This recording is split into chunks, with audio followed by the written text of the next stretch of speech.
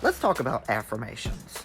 Affirmations really have a bad rep. Some people say that they don't do anything, while other people say that it's a magic that will change reality. Mind is over matter, and you'll be able to soar to new heights.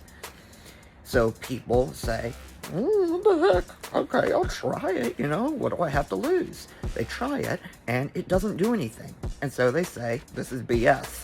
Well, that's not how affirmations actually work. What is actually going on is affirmations is a way to help control your own mind. Think of your brain like a computer that needs to be programmed.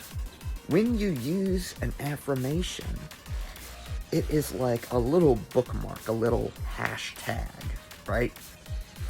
That will remind you of all of the other times you have used that affirmation. And of course, if it's a positive thing you're saying, you're going to feel more positive. If it's a negative thing, you're going to feel more negative. But by saying the same thing over and over and over again, it basically loses its meaning. What this does is it is training you to behave in a certain way. For example, if every time you do a push-up, you say, next, right? Next, next, next.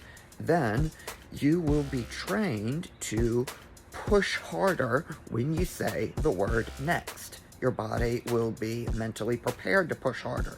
So it's of course it doesn't work when you first start. It's something you have to train. Here are two affirmations that I think could be very helpful to you if you apply yourself. The first one is the word next. Every time you fill out a job application, say next and then go on to the next one. This will train you to build up motivation, to build up determination, to get yourself in that fighting spirit. Next, next, next, next, next, next, next, next. Okay? The next one is a little bit more complicated, so it will take a little bit more time before you really start to see effects. But it's something that was taught to me by my martial arts instructor. It's called the Instructor's Creed, traditional version. No, that's a Methodist joke. It's called the Instructor's Creed. Before I do anything that is genuinely important, I will say to myself, I will teach this class. No, I mean, it's the Instructor's Creed, teach this class.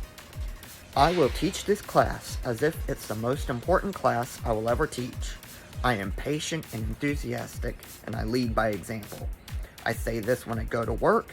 I say this when I go to a job interview. I say this whenever I do something that I really, really, really want to give my all.